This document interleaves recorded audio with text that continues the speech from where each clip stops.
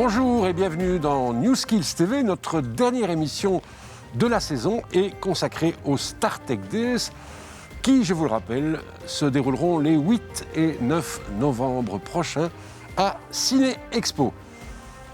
Pour en parler avec nous, deux invités ici sur le plateau. Olivier Golinvaux, vous êtes animateur pédagogique chez Kaledi, la passion des maths et du numérique. Vincent Giroul, directeur de l'EFP, la formation en alternance à Bruxelles. Patrick Mewissen, dans l'espace découverte, lui accueille une jeune journaliste, Laura Jadot. Bonjour Olivier Golinvaux. C'est quoi pour vous le principe d'une bonne animation scientifique et technologique ? Une bonne animation, pour moi, ce serait d'abord un moment de partage où on va proposer des défis surprenants, étonnants, et où l'animateur sera une espèce de médiateur, de guide. Et donc, l'apprenant va pouvoir découvrir, tel un vrai scientifique, des notions technologiques, des notions STEM, pour utiliser ce mot, et découvrir tel que le premier scientifique a pu le faire aussi. Alors, je rappelle, vous travaillez chez Kaledi, vous êtes spécialisé dans les animations autour des maths et du numérique. Si vous deviez parler des animations que vous trouvez les plus sympas, les plus géniales, de laquelle ?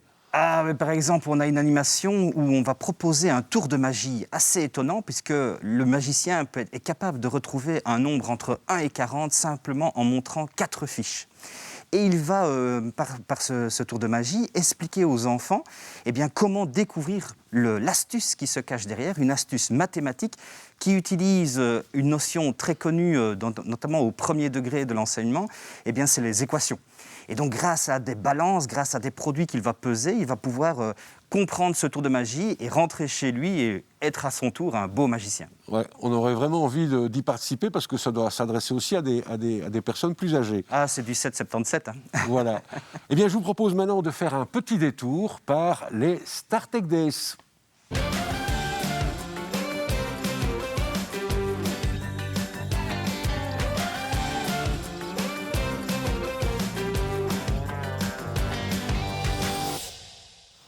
Olivier Golinvaux, qu'est-ce qui est merveilleux dans les sciences et les maths ? Ce qu'il y a de merveilleux, c'est de pouvoir prouver que l'homme peut interagir pour la nature et avec la nature. Les défis de demain, et même aussi d'aujourd'hui, mais surtout aussi de demain, le climat, tout ce qui est problèmes sociaux, etc., passeront par des solutions mathématiques. L'expérience ou l'animation la plus merveilleuse ? C'est l'animation qui se termine avec des enfants qui, au départ, n'étaient pas très chauds pour faire des maths ou des STEM en général, et puis qui, comme Archimède, s'écrit « Eureka, j'ai trouvé, c'est pas si compliqué que ça m'intéresse et j'ai envie d'aller plus loin ». Comment rendre les sciences et la technologie merveilleuses ? Alors moi, je pense qu'il faut dédramatiser les STEM. Il faut absolument faire en sorte que les STEM ne soient pas pour une partie élitiste de la population. Je pense qu'on connaît tous une personne qui vous a fait un bon petit plat sans être un chef étoilé. Pour les STEM, c'est exactement pareil. Et les sciences et les technologies, c'est merveilleux, mais pour qui ? Alors pour tout le monde. Je voudrais utiliser une phrase d'Albert Jacquard qui disait « L'intelligence, c'est de se poser des questions et de faire tout pour y répondre ». Je pense que si on est curieux, et je crois que tout le monde l'est, les STEM, c'est fait pour tout le monde. Je vous donne rendez-vous, ainsi que nos téléspectateurs, au Start Tech Days, les 8 et 9 novembre prochains. Voilà, Patrick, Laura, c'est à vous. Je suis curieux d'entendre les réactions de notre jeune journaliste Laura. Laura, bienvenue. Tu es en effet jeune journaliste diplômée de l'UCL et l'UCL a un partenariat avec WorldSkills Belgium pour réaliser des reportages. Donc les Start Tech Days, ça te parle ? Ah oui, ça me parle parce que c'était il y a 2 ans déjà, je réfléchissais à la date avant de venir et c'était dans le cadre d'un cours qui s'appelle le Mojo, donc le journalisme mobile, parce qu'aujourd'hui, le métier évolue comme tous les autres métiers et on s'est rendu au Start Tech Days où on a pu faire des petits reportages pour les réseaux sociaux uniquement avec notre téléphone. Alors tu n'as pas seulement fait les Start Tech Days, tu as accompagné les jeunes compétiteurs aussi lors de leur voyage à l'étranger. Oui, c'est ça. Donc, suite à un peu ce cours, voilà, la mise en terrain, on était sur le terrain pendant les Starter Days, il y a eu une petite sélection, on a envoyé nos candidatures et l'équipe Bourskills a choisi 2 étudiantes, donc moi et Charlotte à l'époque, qui m'a accompagnée à Budapest avec l'équipe, où là, on a vraiment vu la compétition internationale. Et pour toi, ça a été un très grand plus aussi, puisque tu t'es spécialisé dans les médias digitaux. Tu es aujourd'hui pigiste à la RTBF. On peut dire que cette expérience t'a aidé pour trouver un emploi ? Ah oui, parce que le digital aujourd'hui dans les médias, c'est primordial, il y en a partout.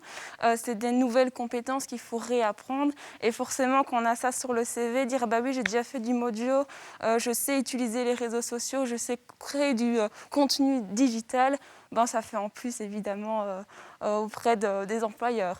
Eh bien, je te propose de refaire un petit tour au StarTech Days.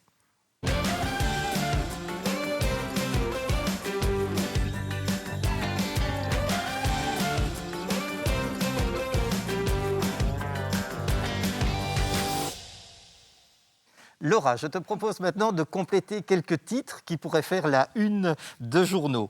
À l'avenir, les métiers vont se dynamiser. Alors, le choix d'une profession, c'est avant tout la passion. Une journée inoubliable. C'est une journée où on rit au moins une fois. Très bien. Alors, si tu devais rencontrer un passionné, ce serait un passionné de... Alors là, je vais peut-être vous étonner, mais un passionné de pâtisserie, parce que j'aime beaucoup la pâtisserie. Et d'ailleurs, ça m'avait beaucoup donné envie, lorsque j'avais vu au StarTech Days l'épreuve pâtisserie, ça m'avait impressionné. Donc voilà, pourquoi pas un chef étoilé ou un chef pâtissier, ça me plairait bien. Oui. Très bien. Les STEM sont... L'avenir. Et enfin, les StarTech Days. On en profite à fond la caisse, parce que c'est une expérience qui arrive, l'expérience c'est tout, c'est ce qui nous entraîne à notre futur métier, donc il faut en profiter et apprendre surtout, voilà. Eh bien alors rendez-vous à tous au StarTech Days des 8 et 9 novembre prochains à Ciné. Merci à tous les deux.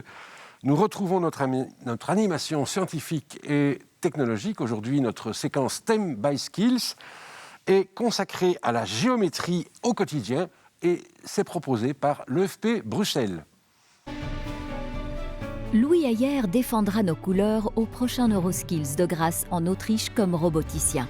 Ce perfectionniste dans l'âme souhaite confronter ses compétences à l'international et surtout apprendre des autres lors de cette rencontre. Une participation qui lui permet déjà de progresser dans son métier.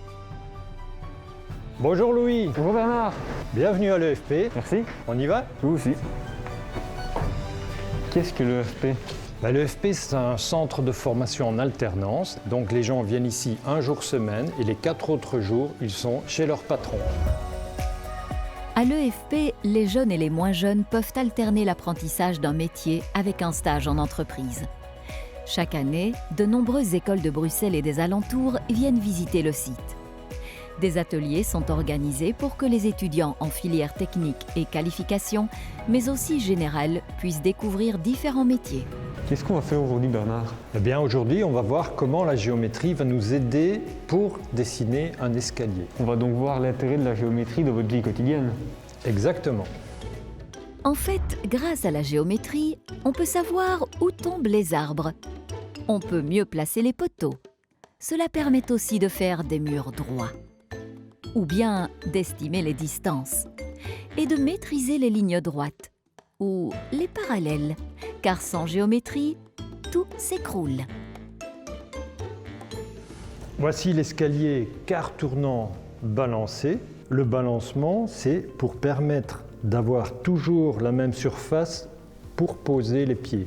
Ça va nous donner un escalier confortable et un escalier très sûr à la descente. J'ai déjà calculé la hauteur des marches et la valeur de giron, donc l'endroit où tu poses le pied.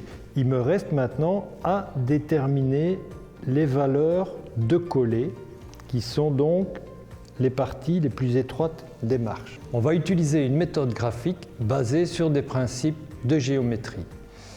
Voici donc le plan qui a servi à fabriquer cet escalier. Je vais tracer 2 axes perpendiculaires. En vertical, je reporte la valeur de mes girons jusqu'à la bisectrice. Et en horizontal, je reporte la distance correspondante au niveau du limon. Je vais tracer des droites qui joignent ces points qui correspondent à mes girons et le point B que je viens de tracer. Je trace ce faisceau de droite et ensuite, avec mon compas, je vais rabattre ce point B et quand il rencontre la droite issue de mon point M de la bisectrice, ça me donne un nouveau point. Je trace une nouvelle droite et cette nouvelle droite, chaque fois qu'elle coupe mon faisceau de droite, ça me donne la valeur de coller. Ces valeurs de coller, je vais devoir les reporter. Alors Louis, voici un compas et un mètre. Quel instrument vas-tu utiliser? On va utiliser le compas parce qu'avec le mètre, on risque d'avoir des erreurs de mesure, tandis qu'avec le compas, on saura être beaucoup plus précis. Exactement. Louis, tu peux maintenant reporter ces différentes distances sur le plan. Et tu vois qu'en menuiserie, moins on mesure, moins on se trompe. Donc maintenant, j'ai les points pour mes collets, j'avais les points pour mes girons. Il suffit maintenant de rejoindre ces deux points par une droite qui va me donner les valeurs d'entrée dans mon limon côté mur. Ce que j'ai trouvé, ce sont les valeurs qui vont me permettre de tracer cette partie de la marche qui rentre dans l'autre limon. Mais la géométrie, ça va aussi me permettre de faire autre chose. Ça va me permettre d'estimer la quantité de bois nécessaire pour mes limons. Si tu regardes bien ce limon, qu'est-ce que c'est en fait ce limon? C'est l'hypoténuse de la triangle rectangle. Exactement. Pour trouver la longueur de l'hypoténuse, il suffit d'appliquer le principe géométrique du théorème de Pythagore. Merci Bernard, mais à quoi est-ce que ça va me servir dans mon métier? Dans tous les métiers manuels et techniques, la géométrie est partout. Et dans le tien, par exemple, tous les mouvements des robots sont liés à des principes de géométrie. Merci beaucoup. On est tous confrontés dans notre quotidien à des principes géométriques. De l'architecte au menuisier, en passant par l'ingénieur, le décorateur ou le soudeur, ils utilisent tous la géométrie dans leur réalisation. Comprendre les règles géométriques, c'est comprendre le monde qui nous entoure. Vincent Giroul, bonjour. Pourquoi choisir une formation en alternance et particulièrement dans un métier technique et manuel? On dit qu'aujourd'hui, on a de plus en plus besoin de compétences. On parle de savoir, de savoir-faire, de savoir-être, très important. Avoir des compétences, c'est bien. Être compétent, c'est mieux encore.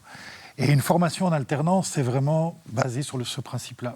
C'est avoir l'occasion non seulement de développer ses compétences, mais de les mettre ensemble, de les faire résonner, pour que face à une situation problème, professionnelle, technique, relationnelle parfois, on puisse trouver les bonnes manières de faire. C'est de ça dont on a besoin aujourd'hui, c'est être compétent. Et y a-t-il à Bruxelles des métiers dont vous auriez envie de faire la promotion pour y attirer plus de jeunes et sans doute dans le secteur que vous connaissez, les métiers que l'on peut apprendre en alternance? Alors à Bruxelles, on a la chance d'avoir une offre assez large puisqu'on propose des formations dans plus de 92 métiers. Mais malgré tout, je voudrais peut-être parler du contexte de cette crise de différentes manières. D'une part, on a vu aujourd'hui, alors que le déconfinement commence, que le secteur de l'horeca, qui a beaucoup souffert, fait appel aujourd'hui, est en manque de main-d'œuvre. Et donc, j'invite vraiment tout un chacun à réfléchir, à s'informer sur des opportunités comme celle-là. On peut se dire, voilà, un secteur qui a été sinistré. Mais aujourd'hui, c'est un secteur qui redémarre et donc il y a des opportunités. Une autre dimension encore, c'est probablement que l'économie va se modifier, va un petit peu se redéployer de manière différente. On sait que les métiers liés à l'aide aux personnes, à la santé, ont un bel avenir. Et donc, investir dans des formations de ce type-là, dans ces métiers-là, ça vaut certainement la peine. Et puis, on a vu aussi que la logistique, l'e-commerce, tous les métiers du numérique, sont des métiers dont on a eu besoin dans cette situation-ci et dont on aura besoin demain. Merci. Je vous propose maintenant de faire un petit détour par les StarTech Days.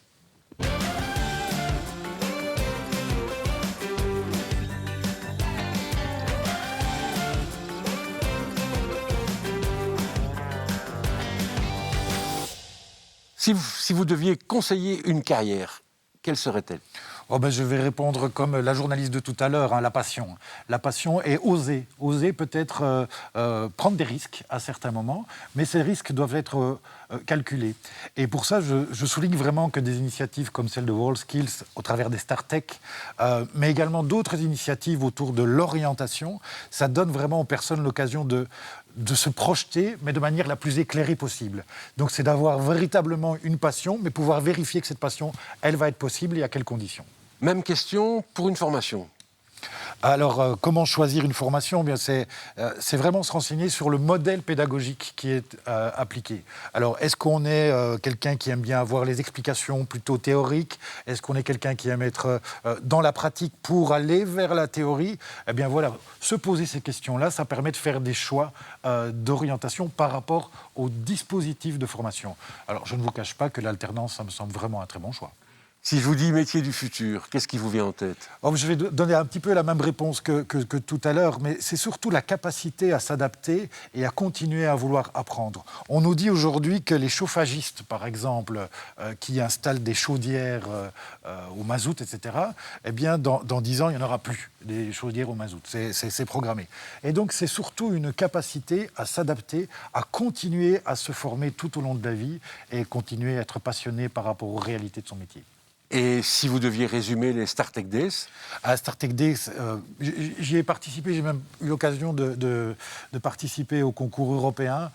C'est vraiment une occasion extraordinaire pour mettre en lumière ces métiers-là, et ça percole.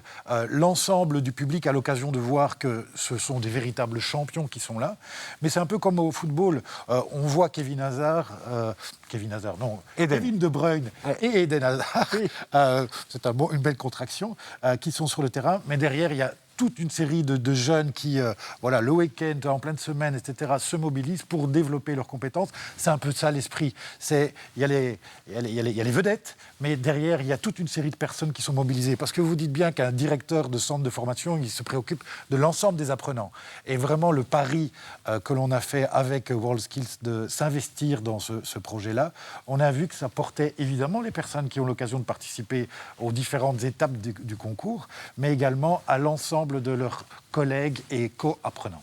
Eh bien, je vous donne donc rendez-vous au StarTech Days les 8 et 9 novembre prochains à Cinexpo. Toutes les infos concernant ces StarTech Days sur le site www.worldskills.be. Voilà que se termine notre émission. Nous avons été très heureux d'être en votre compagnie tout au long de cette saison. Merci à Patrick Mehuissed, merci aussi à toute l'équipe technique ainsi qu'à Dreamwall. Et je vous souhaite à toutes et à tous d'excellentes vacances. Portez-vous bien et à la saison prochaine.